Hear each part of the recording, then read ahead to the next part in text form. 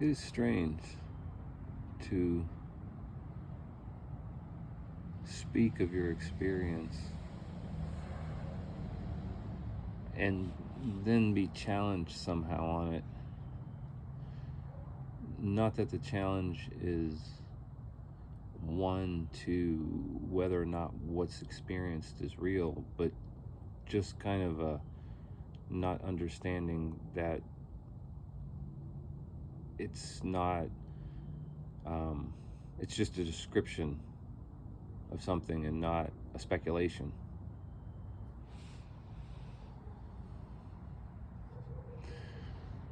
When you have no particular ideas about a situation, everything that somebody could say to you regarding your ideas is their speculation.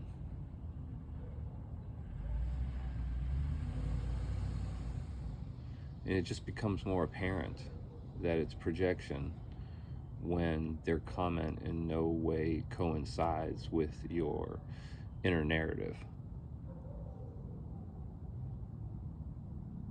So you really are learning what's in their mind, because you know you've given them no reason to believe what they're saying is true, because you haven't considered in your mind what they're saying. So it's 100% projection.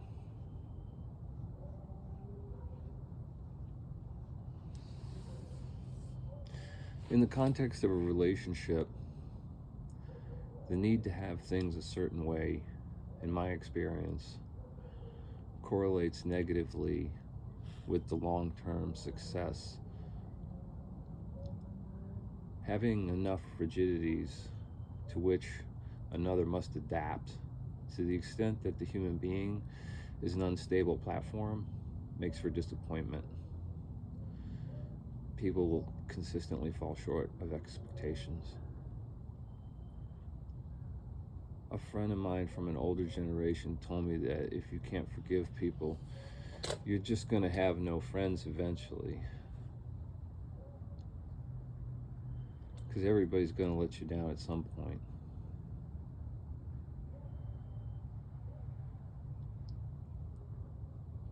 People make friends easier at a young age because their minds are more malleable, and each unit of time is a larger percentage of their life at that stage.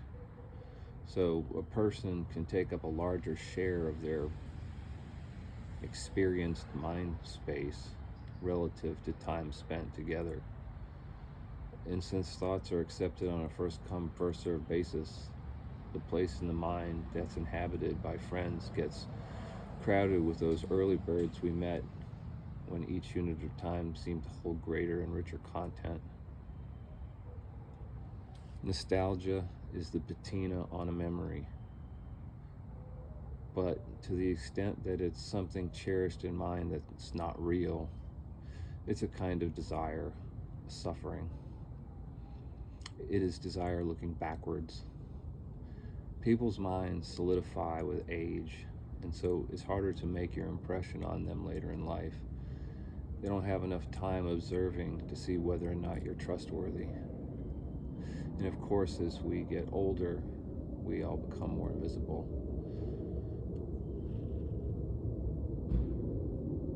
So it doesn't mean that you have to take everything from everyone and keep them in your life, but it's wise to weigh the long term, to take the long view on a thing before you just cut someone out of your life.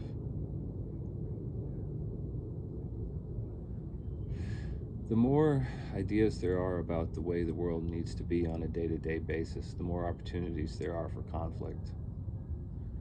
But beyond that, having a lot of mental positions that want to be satisfied is draining in a world that loves no one. Thoughts have to be revisited by attention to maintain their place in memory. The nature of those thoughts determines the vibrational level of the energy body. Conditioning can be like poison. If positions are conditioned into your mind and then the world goes to war with them, it triggers stress hormones, which poison you and drain your vitality.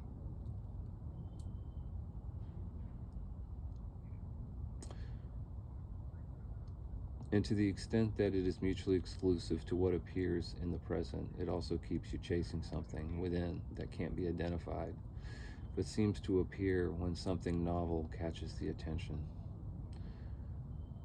There's a lack of peace in ever moving from infatuation to jadedness. It's noticed most when exiting one obsession into another. There is a length and intensity of suffering, the pull for relief from which is stronger than even that of the inaccessible object of desire. When that reverses, when the pull of the need for relief is greater than the desire for the object over which one was grieving, that's a turning point. It's rocket fuel. When there's enough energy behind this one frustrated thing, the surrender of its energy back to its source can bring a profound change within. The space that appears in the wake of its surrender reveals itself as the uncritiqued truth of this moment. But when the clouds of that thought mass part, resistance to reality then has a palpable price in terms of the energy body. To be in resistance to what is, to be cut off from it at that point, once having perceived the energy body, it's like a sizzling of the circuits.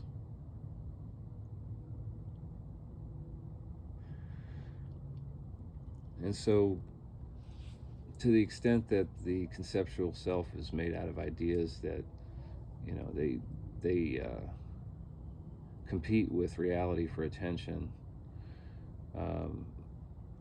and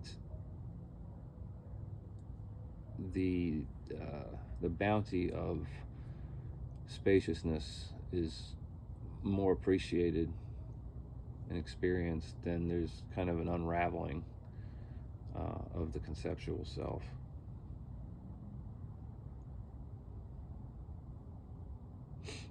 Energetic awakening is like going into a storm to escape a determined enemy. It will discourage all but those who want it like a drowner wants air.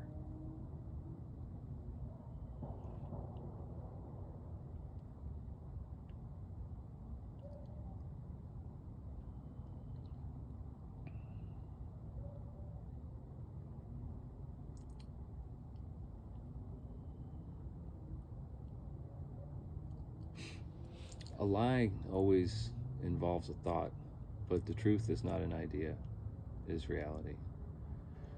When the false and arbitrary nature of conditioning is discovered, it can be traced back to its outlet, and the motives of its authors can be considered, based on the real consequence of holding these ideas. The opportunity cost of being identified with thought is one's spiritual inheritance.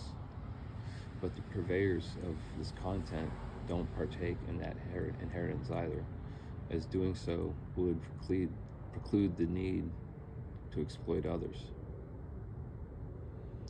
There can never be peace so long as power is held by those who will never be satisfied. Technology concentrates money, and corruption is the exchange rate. And corruption is the exchange rate between money and sovereign power. If there's no mechanism to stop human beings from being bought off one at a time, then there's no constituency but the highest bidder. And the highest bidder could harbor malice for the population that elected their proxies. And once the proxies were compromised to the point where exposure meant prosecution, they'd pay any price to save themselves. So when corruption is permitted, Technology drives both the concentration of money and power and the means to bring it to bear on ever more minute aspects of people's lives. Concentrated and self-interested power is insular, as its constituents are fewer and thus hold only so many things sacred in the lens of conditioning, leaving a greater scope of people out.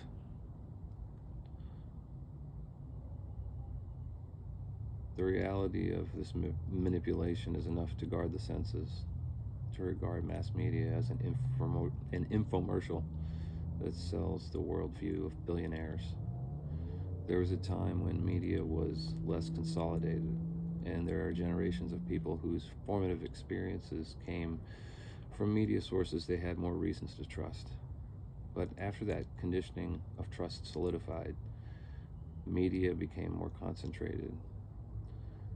The industry did, consolidated. And so while the trust persisted in those who were conditioned, the trustworthiness of the information did not.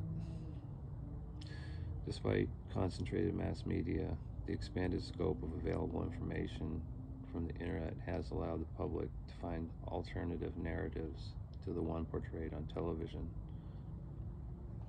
It's more possible to disagree with the reality projected by TV.